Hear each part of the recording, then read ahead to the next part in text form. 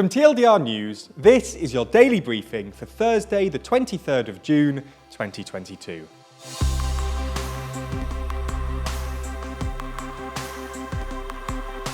Good afternoon. Today we'll be discussing some of the biggest stories, including the toppling of Bulgaria's government and an outbreak of polio. We'll also be answering today's big question. On the 6th-year anniversary of the vote, just how is Brexit going? As well as discussing the UK's plan for human rights. But first, Ukraine gets one step closer to joining the EU. Following weeks of discussions at a truly record pace, Ukraine is set to be formally given candidate status.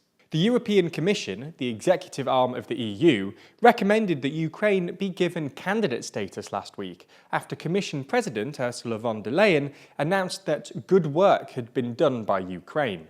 Getting designated as a formal candidate is a highly significant and necessary step to joining the EU, but doesn't mean that it's all plain sailing after getting the designation.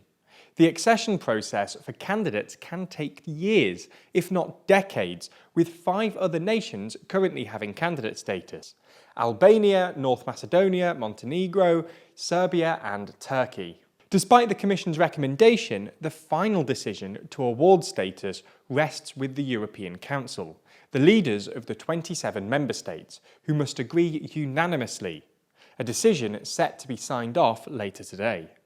Bulgaria's government was toppled yesterday in a vote of no confidence, raising the prospect of the country's 4th parliamentary election since April 2021.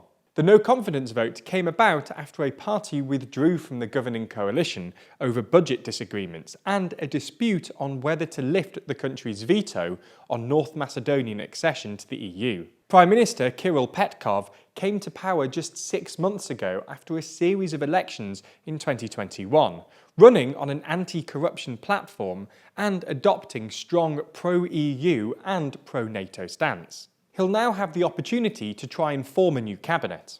If he fails, the conservative GERB party, led by ex-Prime Minister Boyko Borisov, will be able to try and form a cabinet, before a third party does the same. If these 3 attempts fail, Bulgaria is heading for another election. There's more on the way, but be sure to subscribe and ring the bell to make the daily briefing part of your daily routine.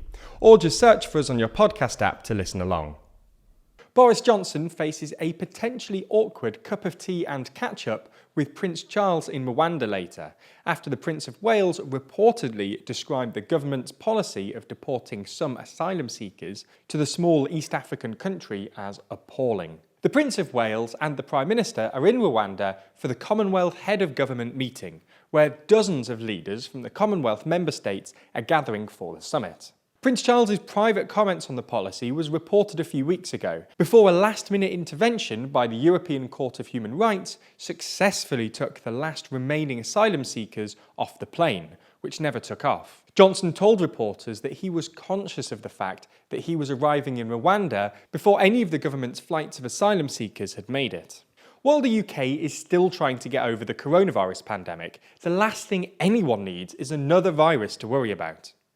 Luckily, despite polio being back in the news, it actually isn't as worrying as it may first seem. The UK's Health Security Agency, or UKHSA, confirmed that, following routine sewage testing, vaccine-derived polio virus was detected. They claim that this testing demonstrated that there was community transmission of polio, although it's worth mentioning that there are, as yet, no actual cases of polio and the risk to the general public remains low.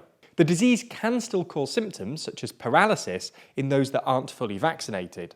As such, the UK HSA advises parents to ensure that their children are up to date on their vaccines.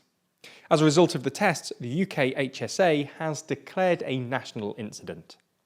As someone who tweets a lot, and check out @TLDRBen on Twitter, I'm fully aware of the sometimes infuriating 240-character limit. This is what leads us to having to write 20-tweet-long threads explaining what's going on in Prime Minister's questions.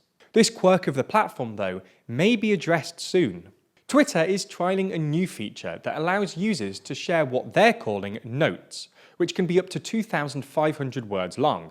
Twitter claims they have done this in response to people posting images of key announcements on Twitter, or just linking to external sites. Twitter hopes this will keep people on the platform. We should make clear that this is only a trial and will run for only 2 months in Canada, Ghana, the UK and the US. The trial is only available to a small group of writers. That's all we have time for on YouTube today, but if you want more, including our discussion of what's happening with Brexit 6 years on and the new Bill of Rights bill, then watch the extended edition of the Daily Briefing over on Nebula. Nebula subscribers not only get everything you've already watched ad-free, but also an extended edition of the show every single day, available to watch on Nebula or stream on your podcast app of choice. So if you want to support the channel and get a more extensive daily briefing every day, you'll want to sign up. And there's good news. Our friends at CuriosityStream, the streaming service which offers some of the best documentaries, is offering a deal whereby you can get both platforms, CuriosityStream and Nebula, for less than $15 a year. That's all the best documentaries you could want on CuriosityStream, and then more TLDR on Nebula, including the extended briefing, other full exclusive TLDR videos, and it's always ad-free. Click the link below to get both services for less than $15 a year and support the channel.